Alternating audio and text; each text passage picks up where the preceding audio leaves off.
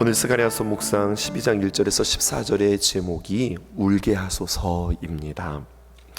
임병곤 시인의 눈물 예찬이라고 하는 시가 있어요. 눈물에 대해서 7가지로 이야기했습니다. 눈물은 보약입니다. 이렇게 이야기해요. 띄워주실까요? 눈물은 그냥 물이지만 흘리고 나면 몸에 면역력이 생기는 종합 비타민입니다. 이렇게 이야기했어요. 눈물은 해독제입니다. 이렇게 이야기합니다. 해일처럼 밀려와 마음 깊은 속을 뒤집고 우울과 절망을 밀어내는 살균소와 같습니다. 세 번째, 눈물은 신비의 액체입니다. 쇳물도 못 녹이는 꽁꽁 얼어붙은 원수의 마음도 봄눈 눈 녹듯이 녹입니다. 또 눈물은 하늘 씨앗입니다. 마음껏 울고 나면 웃음꽃이 피어나고 눈물을 뿌리면 기쁨을 추수합니다. 눈물은 약속입니다. 비견 후 희망의 무지개가 피어나듯 눈물 후 언약의 무지개가 떠오릅니다. 눈물은 은혜입니다. 눈물의 기도가 수증기가 되어 올라가면 은혜의 단비가 되어 촉촉이 내립니다. 눈물 흘리는 자가 복이 있습니다. 회개의 눈물은 거꾸로 흐릅니다. 이렇게 이야기하고 있어요. 보통 물은 위에서 아래로 흐르는 거잖아요. 근데 시인은 그렇게 이야기합니다. 회개의 눈물은 밑에서 위로 올라갑니다. 무슨 말일까요? 땅으로 떨어지는 것이 아니라 우리의 회개의 눈물 거꾸로 흐른다는 거죠. 우리의 눈물이 하늘로 올라간다는 거죠. 오늘 매일 성경의 제목이 울게 하소서예요. 우리는 무엇을 깨달아야 하고 우리는 어떻게 울어야 할까요? 오늘 12장은 눈물과는 상관없는 완전한 하나님의 회복에 대해서 말하고 있습니다. 흔들 수 없는 놀라운 주님의 회복을 우리에게 말씀해 주고 계세요. 이제까지 이스라엘 백성들이 한 번도 누려보지 못한 완전한 평화, 완전한 회복을 말하고 있는데 지금 이스라엘 백성들이 그 회복을 보고 있습니까? 아니요, 보고 있지 못해요. 그들에게 어떤 회복들이 펼쳐졌습니까? 아니에요. 근데 주님께서 뭐라고 말씀하십니까? 걱정하지 말아라. 주님께서 회복시켜 주신다. 건강하게 하실 것이다. 주님께서 우리를 성장하고 성숙하게 하실 것이다. 주님께서 말씀하세요. 첫 번째입니다. 1절에 창조주 하나님의 선언이 경고가 등장합니다. 1절 우리 함께 읽어보십시다. 시작. 경고의 말씀이라. 여호와 곧 하늘을 펴시며 땅에 터를 세우시며 사람 안에 심령을 지으신 이가 이르시되. 이스라엘에 관한 여호와의 경고다 이렇게 이야기하고 있어요. 경고라고 하는 말이 히브리어로 마사 이렇게 표현하고 있는데 사실 경고하고 회복은 어울리지 않는 단어예요. 그런데 오늘 말씀을 시작하면서 왜 경고라고 하는 단어를 주님께서 쓰셨을까요? 경고라고 하는 말 마사는 어떤 뜻이냐면 무겁다라고 하는 뜻이 포함되어 있어요. 그러니까 무슨 말이냐면 이런 겁니다. 지금부터 너희들에게 주시는 하나님의 말씀은 경고의 말씀이다. 이걸 원어로 해석해 보세요. 어떤 뜻이 되는 거예요?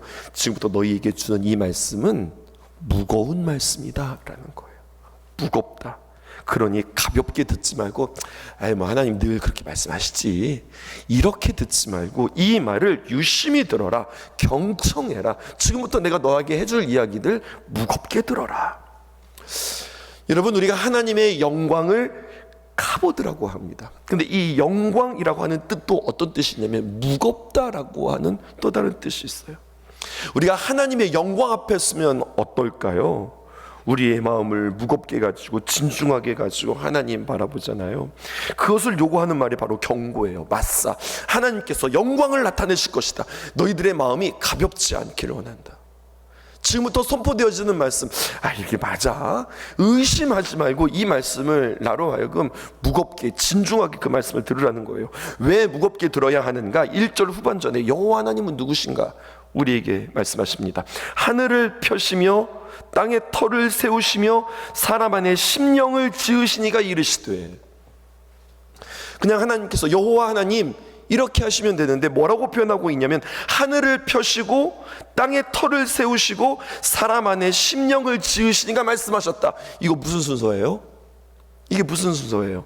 창세기에 나오는 창조의 순서입니다. 보실까요? 하늘, 땅, 그리고 사람, 이 순서가 천지창조의 순서입니다. 하나님이 천지를 창조하신 분이라고 강조하고 있는 이유는 무엇일까요? 하나님이 다시 한번 새 하늘과 새 땅을 창조하실 것이다. 지금 너희 앞에 보여지는 혼돈과 어둠과 무질서, 너희들이 보고 있는 것은 창조 이전의 상태. 그런데 주님께서 말씀하시면 하나님께서 다시 한번 그 하늘을 펴실 것이다. 다시 한번 땅에 터를 세우실 것이다. 그리고 사람 속에 루아흐, 생명, 호흡, 주님의 숨을 불어넣어서 티끌이었던, 먼지였던, 흙이었던 너를 나는 너로 하여금 생명으로 만들 것이다. 주님의 말씀이에요. 무슨 말일까요? 하나님 손대시고 하나님 시작하시면 너희는 새롭게 일어난다. 주님께서 새롭게 창조하신다, 이 말씀이지요. 2절에서부터 6절까지 유다와 예루살렘으로 열방을 치시는 이야기가 성경에 기록되어 있습니다. 2절 한번 읽어볼게요. 시작. 보라, 내가 예루살렘으로 그 사면 모든 민족에게 취하게 하는 잔이 되게 할 것이라. 예루살렘이 에워싸일 때에 유다에까지 이르리라. 취하게 하는 잔이 무슨 잔일까요? 술잔입니다. 여러분, 잔에 술이 들어있으면 그거 보기에 그냥 뭐 만만해 보입니다. 물론 저는 술을 마시지 않지만 그런 말 들어봤어요. 처음에는 사람이 술을 마시지만 나중에는 술이 사람을 마신다. 들어보셨어요? 처음에는 홀짝홀짝 그냥 아이 맞쯤이야 라고 이야기하지만 계속 그렇게 술을 들이키다 보면 나중에 사람이 인사불성이 됩니다. 술이 온몸을 지배하게 되어지고 그 술에 취하게 되어지죠. 이스라엘이 절대로 만만치 않도록 주님께서 그들을 세우시겠다는 이야기예요. 우리 주님께서 행하시면 모든 민족들이 흔들흔들 마치 술 취한 것처럼 술 취한 잔으로 그들을 삼으시겠다고 말씀하는 겁니다. 예루살렘을 에워싸는 때에 유다까지 이르리라. 단순히 예루살렘이란 한 도시가 아니라 내가 유다를 내가 이렇게 지킬 것이다 말씀하죠. 그러면서 4절 참 저에게는 이 말씀이 너무 좋았습니다. 여호와가 말하노라.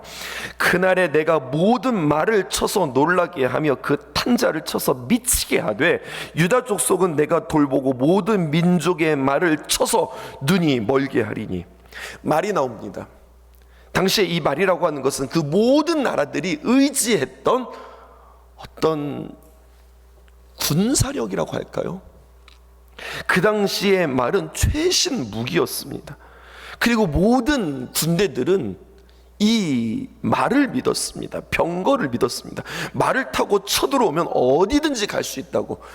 말을 가지고, 이 병거를 가지고 우리가 싸우기 시작하면 어디든 이길 수 있다라고 하는 믿음들이 그들에게 있었다고요.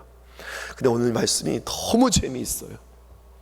야, 아무리 말이 있으면 뭐래? 그 말이 미쳤어.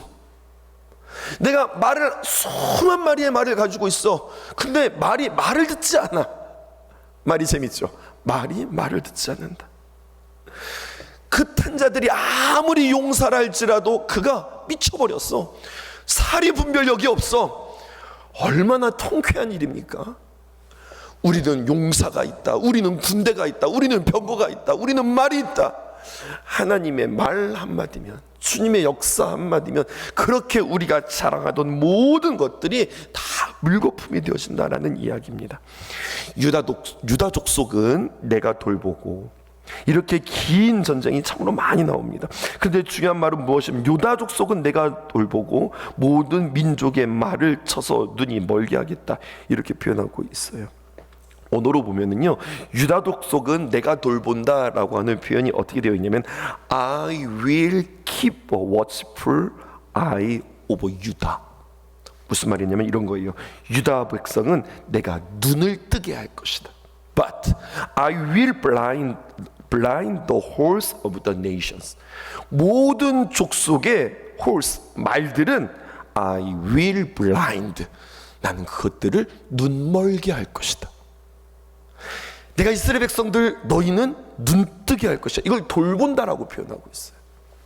내가 눈을 뜨고 내가 너희들의 눈을 뜨게 하겠다. 하지만 저 적군들의 눈은 감게 하겠다. 생각해 보세요. 우리들의 우상은 무엇일까요? 우리가 이 세상에서 하나님 외에 의지하고 우리가 신뢰하고 있는 것들은 무엇일까요? 우리들의 우상들을 다시 한번 점검할 수 있기를 원합니다. 우리의 돈, 우리의 힘, 우리의 명예, 무척이나 확실해 보이는지 실제로는 눈이 멀었다고 우리에게 말씀하고 계세요.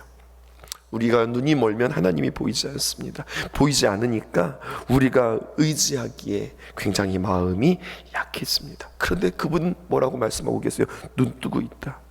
그분이 눈을 뜨고 나를 보호하고 계시다. 이렇게 말씀하시죠. 5절입니다. 유다의 우두머리들이 마음속에 이르기를 예루살렘 주민이 그들의 하나님 만군의 여호와로 말미암아 힘을 얻었다 할지라.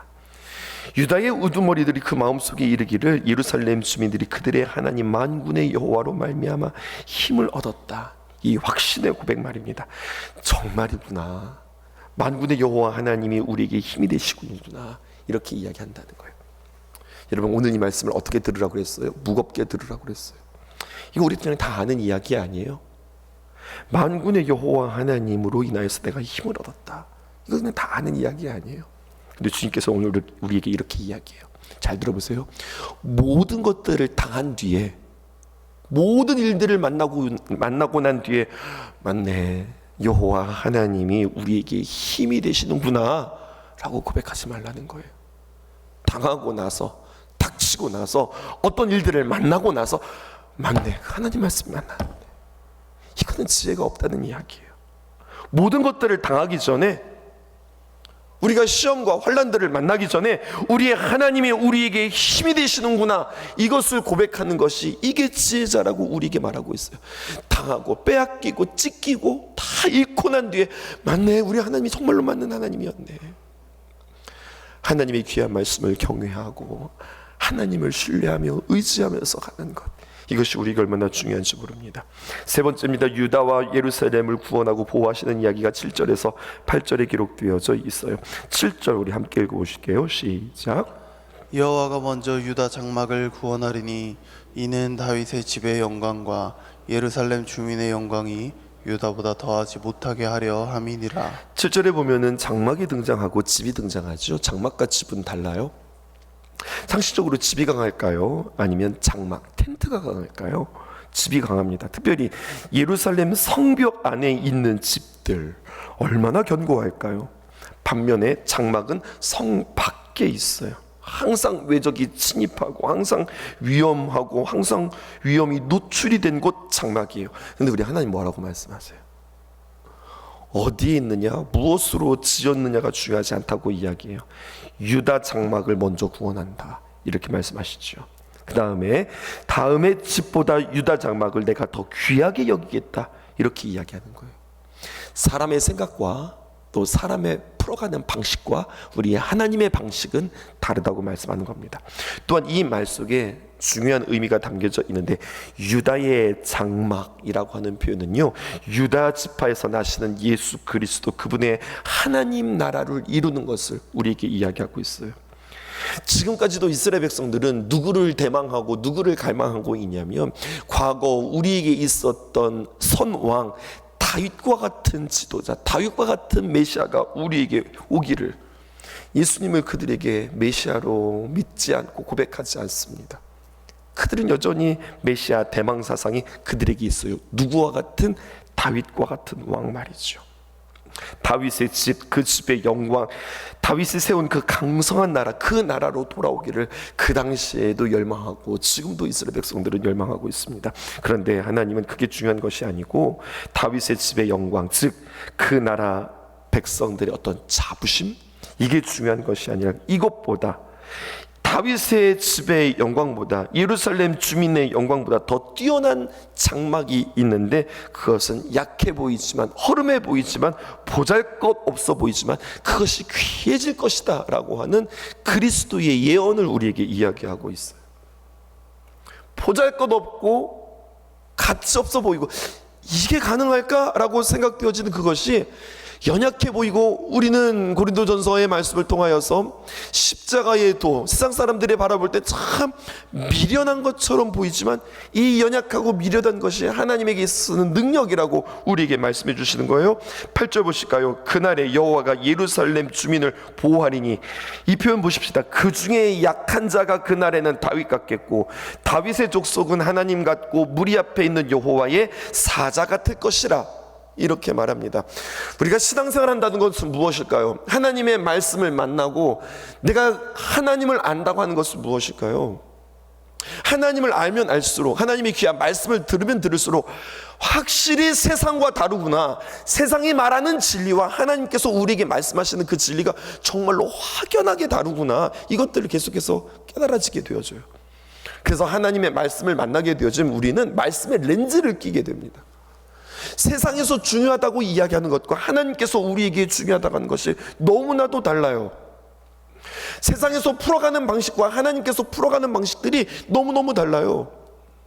세상에서 말하는 복과 시편 1편에서 나와 있는 복, 시편 마태복음 5장에 나와 있는 팔복에 나와 있는 그 복들이, 또 믿음의 조상들이 누렸던 그 복들이 우리가 세상에서 말하는 복들과 정말 달라요.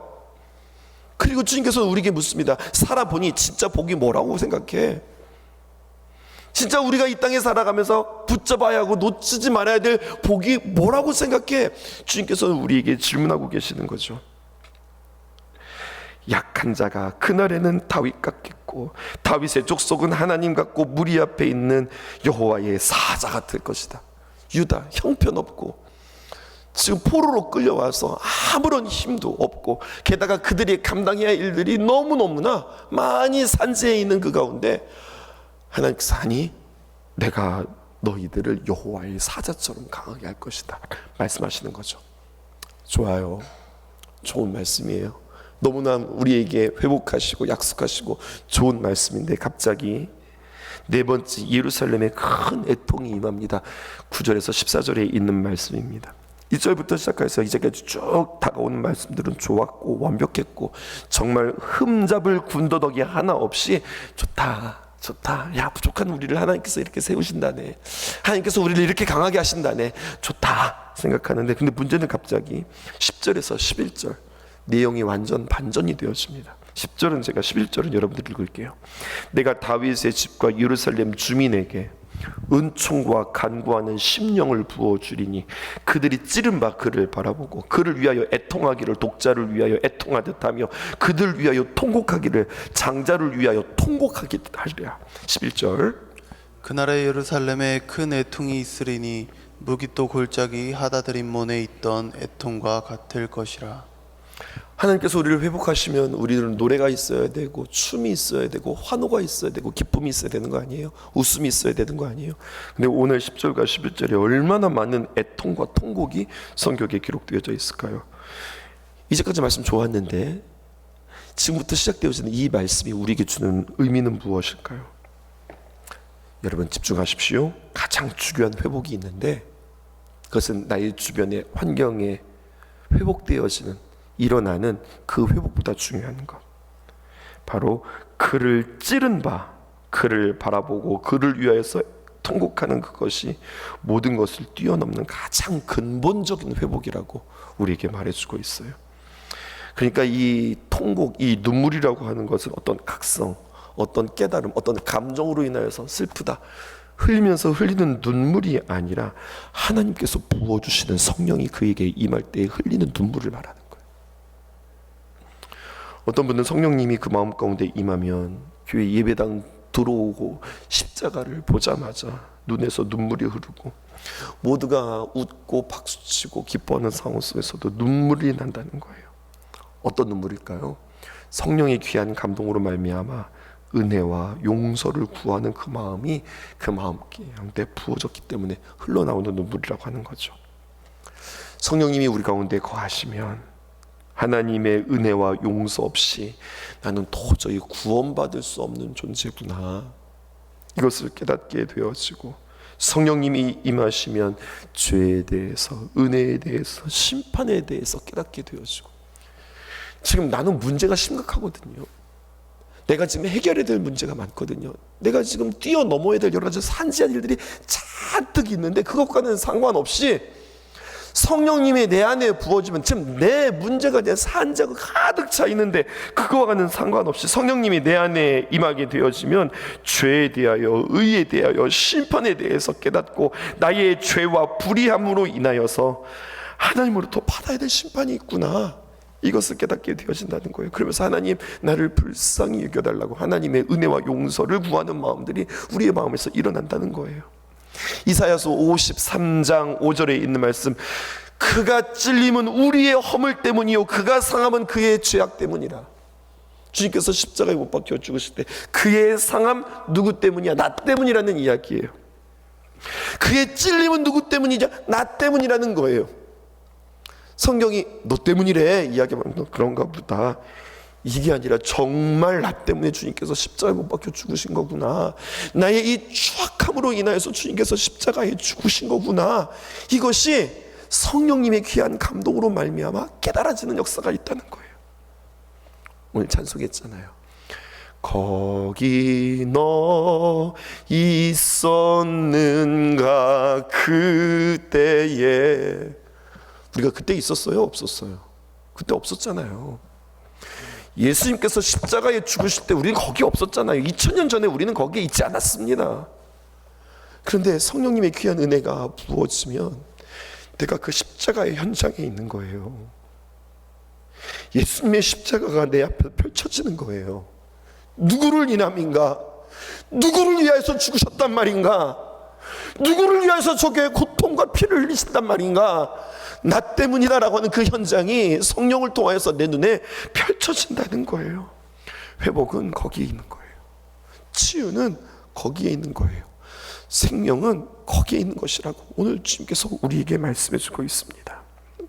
단순히 구경하는 사람으로 있었던 것이 아니라 뭐 예수님 맞아 우리를 위해서 십자가에 못 박혀 죽으셨대, 이것이 아니라 나의 삶 속에 음모가 있었고 사람의 계획이 있었고 배반이 있었고 비겁이 있었고 흥정이 있었고 그리고 여러 가지 많은 교만이 있었고 악함이 있었던 그것이 주님께서 나의 모든 것들을 씻기 위하여 주님께서 십자가에 못 박혀 죽으신 거구나, 이것들을 깨달을 때에 예수님께서 죽으신 그 죽음 안에 나도 함께 죽은 자로 거기 있을 때 진정한 회복이 있다고 하는 사실이죠.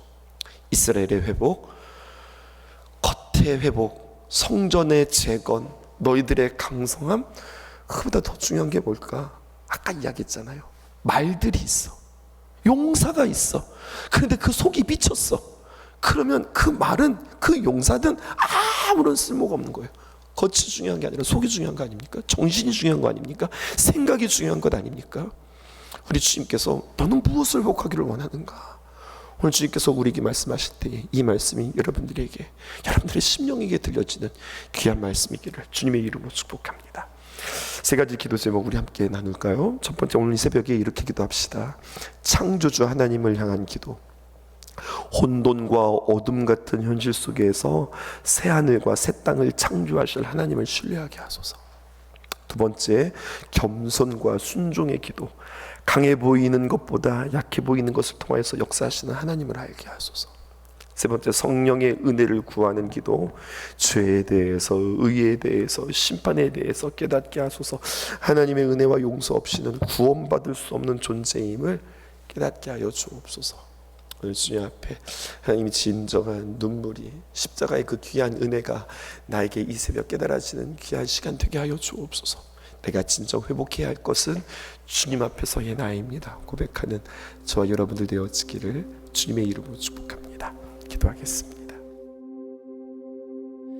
나의 사랑,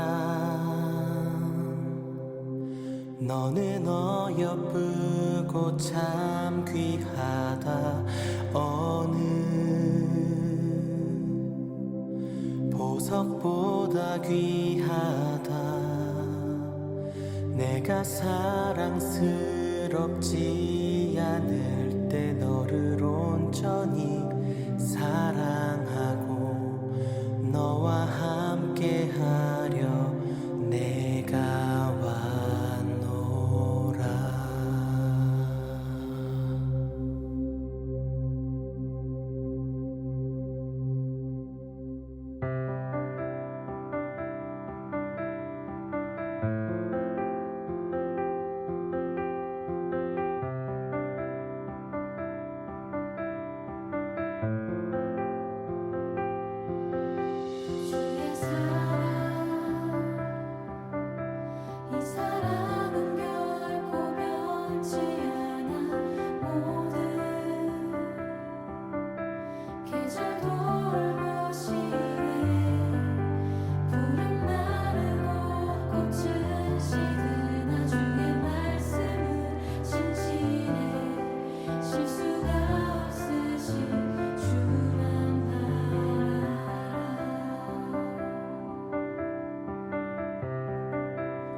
주님의 나라와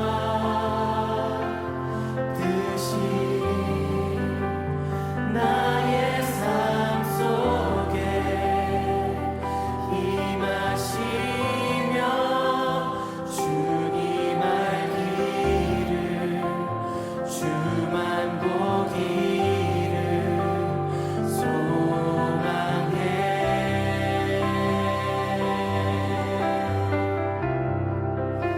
거룩히 살아갈 힘과 두려움 없는 믿음 주신 나의 하나님 완전한 사랑 찬양해